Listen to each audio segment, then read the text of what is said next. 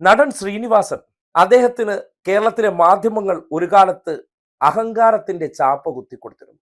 പിന്നീട് അദ്ദേഹത്തിന്റെ രാഷ്ട്രീയം ഇടതല്ല എന്നറിഞ്ഞപ്പോൾ ആ അഹങ്കാരത്തിന്റെ നെറ്റിപ്പട്ടം അദ്ദേഹത്തിൽ നിന്ന് അവർ വിദഗ്ധമായി മാറ്റിക്കളഞ്ഞിട്ടുമുണ്ട്. എന്നാൽ മാധ്യമങ്ങളും ഇടത് വിരോധികളും ചേർന്ന് ഇടതുപക്ഷ അനുകൂല നിലപാടുള്ളവർക്ക് വിദഗ്ധമായി ചാർത്തിക്കൊടുക്കുന്ന ആ അഹങ്കാരം എന്ന വാക്കിന് അദ്ദേഹം തന്നെ കൈരളി ചാനലിൽ ഒരിക്കലൊരു മറുപടി പറഞ്ഞിട്ടുണ്ട്. ആ മറുപടി കണ്ണൂരിൽ നിന്ന് വരുന്ന മുഖ്യമന്ത്രി പിണറായി വിജയനും എങ്ങനെയാണ് കേരളത്തിലെ ഇതേ ടീംസ് ആ അഹങ്കാര ചാപ്പ കുത്തിക്കൊടുക്കുന്നതിനുള്ളിലെ ചില സത്യങ്ങൾ കൂടി തുറന്നു കാട്ടുന്നുണ്ട്. ഈ അഹങ്കാരം നിങ്ങൾക്ക് ജന്മനാ ഉള്ളതാണോ, അല്ല കൈരളി ടി വിയിൽ ഈ പരിപാടി തുടങ്ങിയതിന് ശേഷം കൈരളി ടി വിക്കാർ തന്നതാണോ? അതായത് ഞാനിങ്ങനെ ഈ പരിപാടി ചെയ്യുന്ന സമയത്ത് ഇത് കാണുന്ന ആളുകൾക്ക് പലർക്കും ഇങ്ങനെ ഞാനൊരു വലിയ അഹങ്കാരിയാണെന്ന് തോന്നിയതായിട്ട് പറയുന്നുണ്ട്. യഥാർത്ഥത്തിൽ സുഹൃത്ത് എന്താ സംഭവം എന്ന് വെച്ചാൽ, നമ്മളൊരു സെന്റൻസ് പറയുന്നു, അടുത്ത സെന്റൻസ് നമ്മൾ ആലോചിക്കുകയാണ്.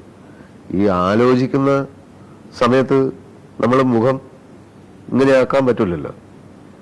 അതുകൊണ്ട് ആലോചനയുടെ ഒരു ഗൗരവം പുറത്തു വരുമ്പോൾ ആളുകൾ അത് മുഴുവൻ അഹങ്കാരമായിട്ട് എണ്ണുകയാണ്. ഞാൻ നിരപരാധിയാണ്.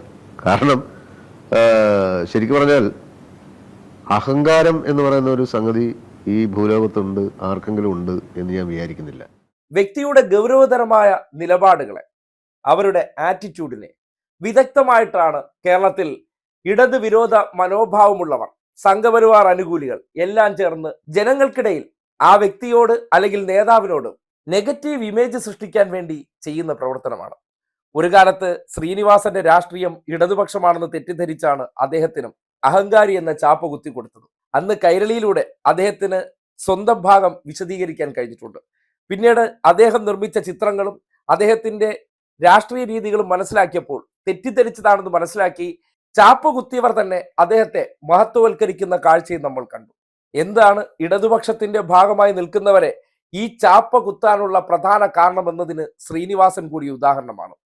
കണ്ണൂരിലെ പാട്യം സ്വദേശിയായിട്ടുള്ള വ്യക്തി സ്വാഭാവികമായിട്ടും കൂത്തുപറമ്പിൽ നിന്ന് വരുന്ന വ്യക്തി ആയതുകൊണ്ട് തന്നെ കേരളത്തിലെ മാപ്രകളുടെ കാഴ്ചപ്പാടിൽ അദ്ദേഹം അന്ന് ഇടതുപക്ഷ മനോഭാവക്കാരനാണ്, കുടുംബ പശ്ചാത്തലം അതായിരുന്നു. അതുകൊണ്ട് ഏറ്റവും എളുപ്പത്തിൽ അദ്ദേഹം ഗൗരവതരമായി പറഞ്ഞ പല കാര്യത്തെയും അഹങ്കാരത്തിന്റെ ഭാഗമാണെന്ന് ചാപ്പ കുത്തിയവരുടെ ഉദ്ദേശം എന്താണെന്ന് ശ്രീനിവാസന്റെ ആ വാക്കുകൾ തെളിയിക്കുന്നുണ്ട്. അത് തന്നെയാണ് കണ്ണൂരിൽ നിന്ന് വരുന്ന പല നേതാക്കന്മാരെയും ഇവർ തെരഞ്ഞു പിടിച്ച് ഈ അഹങ്കാരത്തിന്റെ ചാപ്പ കുത്തിക്കൊടുക്കുന്നതിന് പിന്നിലെ ദുരുദ്ദേശത്തെയും ശ്രീനിവാസന്റെ ആ വാക്കുകൾ പൊളിക്കുന്നുണ്ട്. അഹങ്കാരവും ധാർഷ്ട്യവും ധിക്കാരവും ദേഷ്യവുമെല്ലാം ഈ നാട്ടിൽ കാണിക്കാൻ അവസരമുള്ളത് അത് സവർണർക്ക് മാത്രമാണ്. സവർണ മാടമ്പികളായിട്ടുള്ള സംഘപരിവാറിന്റെ വെളുത്തു തുടുത്ത നേതാക്കന്മാർക്കോ അല്ലെങ്കിൽ അവരുമായി ചേർന്ന് നിൽക്കുന്നവർക്കാണ്. അല്ലാത്തവർ അത് പ്രകടിപ്പിച്ചാൽ ഏത് രീതിയിലാണ് ഇവർ ചാപ്പ കുത്തുക, അത് വിദഗ്ധമായി മാറ്റിക്കൊടുക്കുക എന്നതിന്റെ ഉദാഹരണമാണ് ശ്രീനിവാസന്റെ വാക്കുകളെന്ന് പറയാതെ വയ്യ.